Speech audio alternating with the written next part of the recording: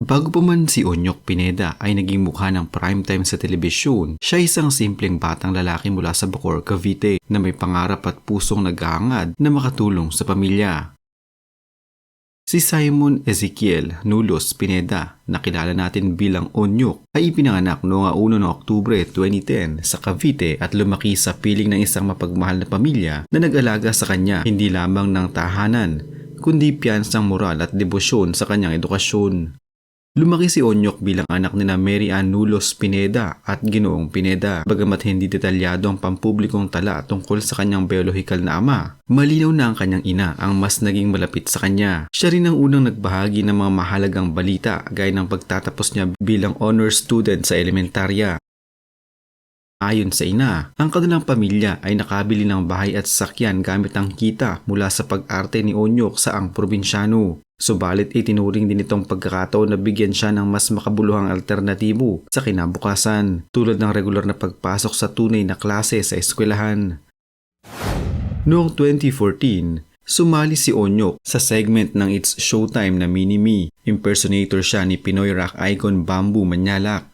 Ipinakita niya ang galing sa pagkanta ng awiting Hallelujah na nagbigay daan para mapabilang siya sa Grand Finals at mapasama sa 3 pinakamagagaling. Siya ay na second runner-up at nakakuha ng special na award para sa Most Charming. Hindi lang maganda ang kanyang pagkakakilati sa Bamboo, naging mapang-akit rin ang kanyang stage presence. Binanggit ng ABS-CBN na ang irresistible cuteness and vivacity ang nagtulak sa kanya para mapasama sa Grand Finals na pinahalagahan ng mga hurado.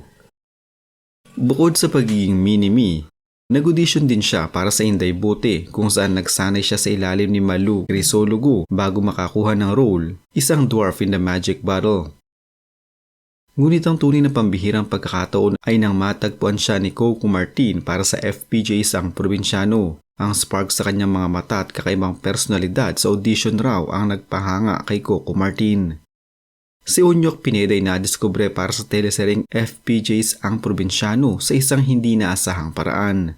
Hindi sa isang formal na audition na karaniwang dinaraanan ng mga artista, kundi sa pamamagitan ng kanyang nakakatuwa at natural na karisma na napansin ng mismong lead actor ng palabas, si Coco Martin. Dahil sa kanyang confident stage presence, natural na charm at nakakatuwang pananalita, napansin siya ng ABS-CBN talents and producers, kabilang na ang mga taong konektado kay Coco Martin. Ayon sa mismong panayam kay Coco Martin, nakita niya ang audition video ni Onyok kung saan nagpakita ito ng kakaibang natural acting na walang pilit at puno ng innocence. Sinabi ni Coco, "Pagkakita ko sa video, sabi ko, ito na, wala nang iba. Ang galing niya. Parang hindi umaarte, pero ang lakas ng dating."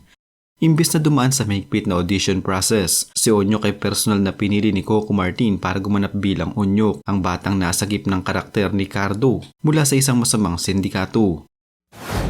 Ayon sa ulat ng PhilStar, ipinadala si Onyok para sa acting workshop at sa mga unang eksena pa lang, napahanga agad ng buong production team dahil sa kanyang husay at likas na timing sa drama at comedy. Ang orihinal na script ng Ang Probinsyano ay hindi raw nakapokus sa isang batang karakter, ngunit nabago ito dahil kay Onyok.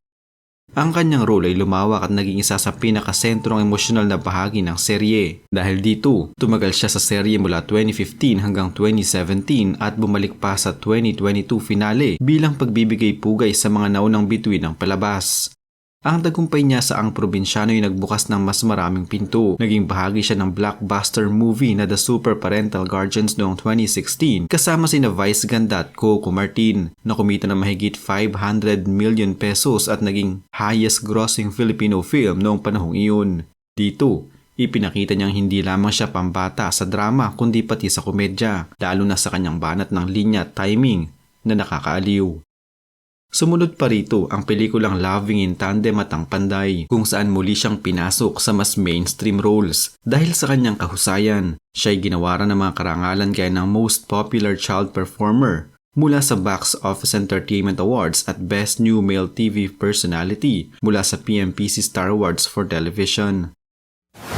Ang bawat proyekto ay patunay na si Onyok ay hindi isang one-hit wonder. Sa halip, siya ay isang batang artista na may lalim, versatility at kakayahang magtagal kung gugustuhin niya. Noong 2022, sa huling linggo ng Ang Probinsyano, muling lumabas si Onyok bilang bahagi ng pagbabalik-tanaw ng palabas sa mga naging mahalagang tauhan nito. Muling bumalot ang nostalgia sa mga taga-subaybay at muling napagtanto ng marami kung gaano kalaki ang naging ambag ng batang ito sa kasikatan ng serye. Hindi man madalas lumabas ngayon sa telebisyon, nananatili siyang isa sa mga pinakatanyag at minahal na child star sa modernong panahon ng teleserye. Minsan siyang naging pinakamamahal na bata sa telebisyon kasama ni Coco Martin sa Ang Probinsyano. Si Onyok ay naging simbolo ng inosente, ng pag-asa at ng kabataan sa gitna ng isang madilim na istorya. Ngunit noong 2017, sa kabila ng kanyang kasikatan, napagdesisyonan ng kanyang pamilya na wag na muna siyang ipagpatuloy sa showbiz upang siya'y makapagtuon ng pansin sa tunay na edukasyon. Ang desisyong ito ay hindi madaling tanggapin ng kanyang mga tagahanga, ngunit sa kalaunan, nakita nilang tama ito. Hindi siya nawala, bagkus lumago siya. Sa ilalim ng katahimikan ng probinsya at malayo sa kamera, si Onyok ay nagpatuloy sa kanyang pag-aaral hindi bilang artista kundi bilang isang batang muling binubuo ang kanyang sarili. Noong 2023, muling pumatok sa balita si Onyok ngunit hindi dahil sa bagong teleserye o pelikula. Sa halip, siya ay nagtapos ng elementarya sa Real Central Elementary School sa Quezon Province na may mga parangal at pagkilala. Kabilang sa kanyang mga natanggap ay ang Academic Excellence Award, Scholastic Award, Eager Beaver Award at Perfect Attendance. Hindi na siya si Onyok ng primetime drama. Siya na ngayon si Simon Ezekiel N. Pineda, isang masipag at dedikadong estudyante.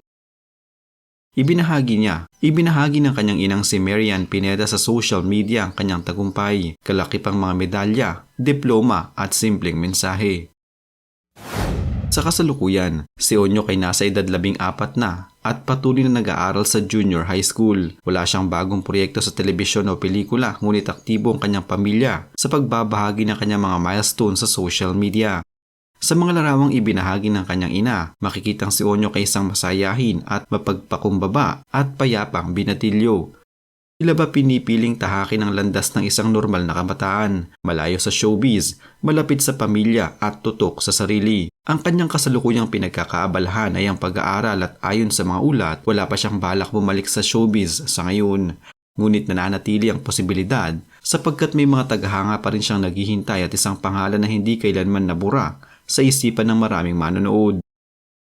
Ang kwento ni Onyok Pineda ay hindi lamang kwento ng isang batang sumikat. Ito'y kwento ng isang batang natutong pumili ng tahimik na tagumpay kaysa pansamantalang kasikatan. Sa kanyang paglayo sa kamera, mas nakilala natin ang tunay na Onyok, hindi ang karakter sa telebisyon kundi ang matalinong bata, mabuting anak at huwarang kabataan na piniling tahakin ang landas ng karunungan at kabutihan. Sa mata ng publiko, maaaring nawala na siya, ngunit sa puso ng kanyang pamilya, sa puso ng edukasyon at sa mata ng Panginoon, si Onyok ay isang matagumpay na nilalang hindi lamang bilang artista, kundi bilang isang tunay na tao.